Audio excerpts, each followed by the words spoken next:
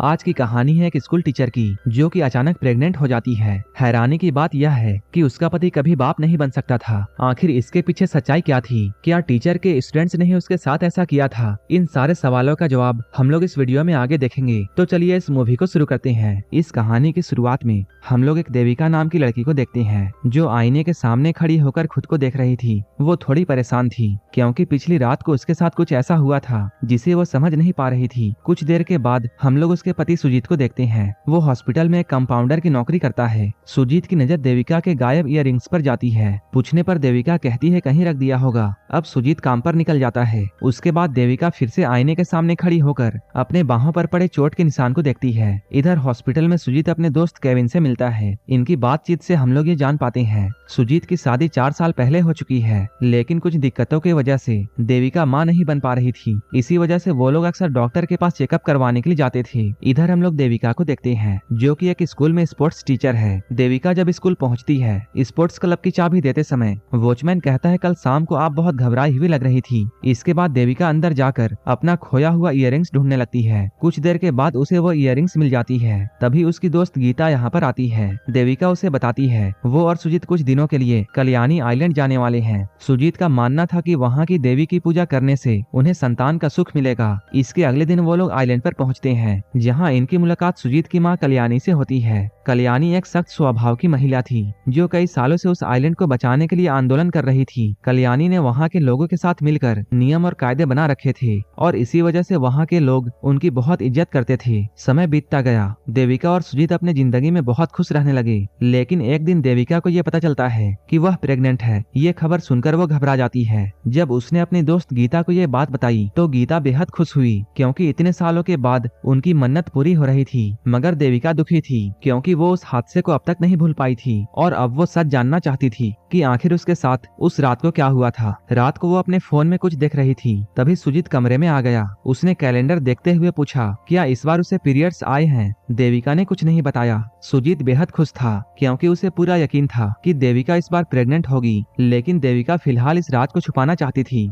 इसके बाद वो अपने फोन पर टीचर से जुड़े हुए स्कैंडल वीडियो सर्च करने लगती है। तभी सुजीत उसे सोने के लिए कहता है। अब देविका फोन बंद कर कमरे से चली जाती है। अगले दिन सुजीत अपने दोस्त केविन के साथ में घर पर ड्रिंक कर रहा होता है, लेकिन मन ही मन में उसे देविका के आने का डर सता रहा था। केविन उसे समझाता है कि उसे अपनी पत्नी को हावी नहीं होने देना चाहिए और उससे नहीं डरना चाहिए। इस पर सुजीत साफ कह देता है कि वो ऐसा नहीं कर पाएगा। तभी केविन उसे सिगरेट लाने के लिए कहता है। सुजीत कमरे में सिगरेट ढूंढने के लिए जाता है और वहीं उसे देविका की प्रेगनेंसी की रिपोर्ट मिलती है। रिपोर्ट देखकर वो बहुत खुश होता है। रात को सुजीत देविका से पूछता है क्या उसे कोई बात बतानी है, लेकिन देविका परेशान होकर कुछ नहीं कहती और बस उसे सोने के लिए कह देती है। सुजीत को लगता है कि शायद देविका उसे बाद में सरप्राइज देना चाहती है, इसलिए उसे अभी तक कुछ नहीं बताया। अगले दिन देविका फेसबुक पर अपने स्टूडेंट संदीप के भाई अखिल की शादी का कार्ड देखती है। वह सुजीत से कहती है वह कल अपने माँ के घर जाना चाहती है क्योंकि उसकी तबीयत ठीक नहीं है। इसके बाद देविका इंटरनेट के जरिए संदीप के घर तक पहुँच जाती है जहाँ शादी की तैयारियां चल रही थी। संदीप उसे देखकर बहुत खुश होता है, लेकिन तभी कोई अखिल पर एसिड फेंककर भाग जाता है। वह एसिड अखिल पर पूरी तरह नहीं गिरता, बस उसके कान के पास पड़ता है। दरअसल यह सब उसके एक्स गर्लफ्रेंड ने किया था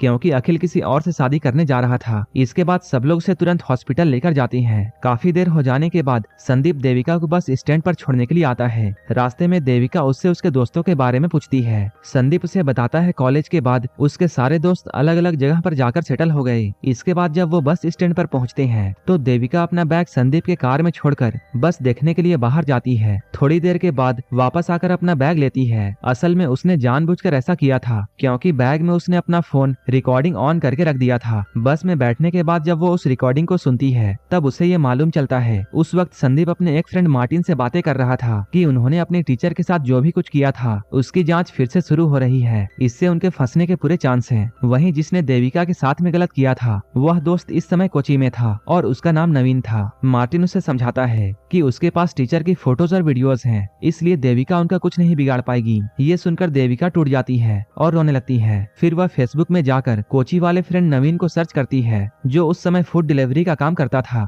माँ के घर पहुँचने के बाद देविका यह पूरी इंसिडेंट अपनी बहन धनिया को बताती है। ये सुनकर धनिया भी रो पड़ती है और वह उसे हिम्मत से काम लेने की सलाह देती है। उधर सुजीत डॉक्टर से मिलने जाता है। वहाँ डॉक्टर उसे बताती है कि देविका अपने बच्चे का एबॉर्शन कराना चाहती है। ये सुनकर सुजीत को गहरा सदमा लगता है, क्योंकि इतने सालों के बाद उनके घर बच्चा आने वाला था और अब देविका उसे खत्म करना चाहती है। इसी बीच देविका अपने डैड के पुराने दोस्त से मिलने के लिए जाती है। देविका के फादर का दोस्त पुराने समय में बम बनाने का काम किया करते थे। असल में 18 साल पहले देविका के डैड पहाड़ तोड़ने के लिए बम बनाने का काम करते थे। यहाँ से घर लौटने के बाद सुजीत देविका से प्रेगनेंसी के बारे में सवाल करता है और गुस्से में पूछता है कि वो अपने बच्चे का एबॉर्शन क्यों कराना चाहती है। तब देविका रोते हुए उसे सब कुछ बता देती है। इसके बाद हम लोग उस घटना को देखते हैं जिसने देविका की जिंदगी पूरी तरह बदल कर रख दी और जिसके वजह से देविका अंदर ही अंदर टूट चुकी थी। असल में कुछ महीने पहले एथलीट मीट होने वाली थी। उसी दौरान विवेकानंद स्कूल के कुछ लड़के देविका के स्पोर्ट्स क्लब हॉल में मौज मस्ती कर रहे थे।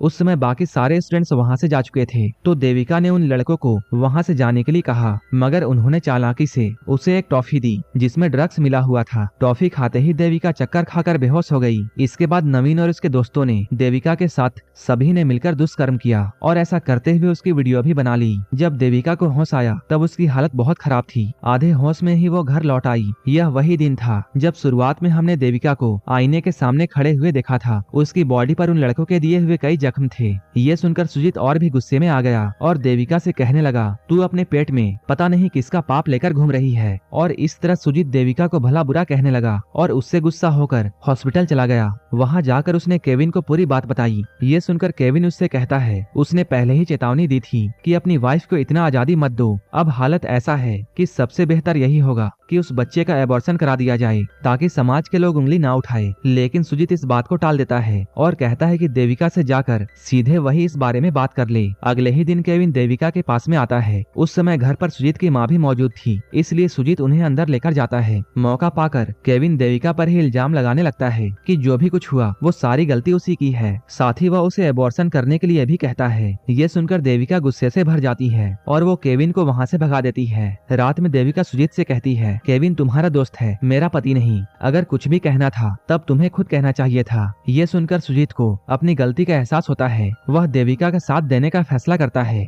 इसी वजह से देविका के कहने पर दोनों मिलकर पुलिस कंप्लेन करने के लिए जाते हैं। अंदर जाने से ठीक पहले सुजीत देविका को रोककर ये समझाने लगता है कि अगर वे पुलिस के पास गए तो वहाँ उनसे बहुत गंदे और शर्मनाक सवाल पूछे जाएंगे। इसके बाद न सिर्फ उनकी बल्कि पूरे परिवार की बदनामी होगी। ये सुनकर देविका समझ जाती है कि सुजीत उसके साथ खड़ा होने वाला नहीं है। गुस्से और मायूसी में वह वहाँ से सीधे अपने घर लौट आती है। घर पहुँचने पर कल्याणी उसे दिलासा देती है और कहती है अब उसे अपनी लड़ाई खुद लड़नी होगी। इसलिए अगले ही दिन देविका सुजीत को छोड़कर अपने माँ के घर चली जाती है। सुजीत जब कल्याणी से पूछता है कि उसने देविका को क्यों जाने दिया, तब कल्याणी गुस्से में कहती है कि उसे अपनी पत्नी का साथ देना चाहिए, लेकिन उसने समाज के डर से उसका साथ छोड़ दिया। ये सब बोलकर वो भी गुस्से में सुजीत को वहीं छोड़कर आइलैंड चली जाती है। सुजीत जब हॉस्पिटल पहुंचता है तब वहाँ के सभी लोग उसका मजाक उड़ाते हैं, क्योंकि केविन ने देविका के बारे में सारी बातें सभी तक फैला दी थी। ये सुनकर सुजीत को बहुत गुस्सा आया और उसने केविन की पिटाई कर दी। वहीं दूसरी तरफ अमजद नाम का लड़का देविका से मिलता है। वो कहता है कि सालों पहले पुलिस ने उसके डैड को अरेस्ट कर लिया था, लेकिन वो बुरे इंसान नहीं थे। अमजद के डैड देविका के गुरु थे,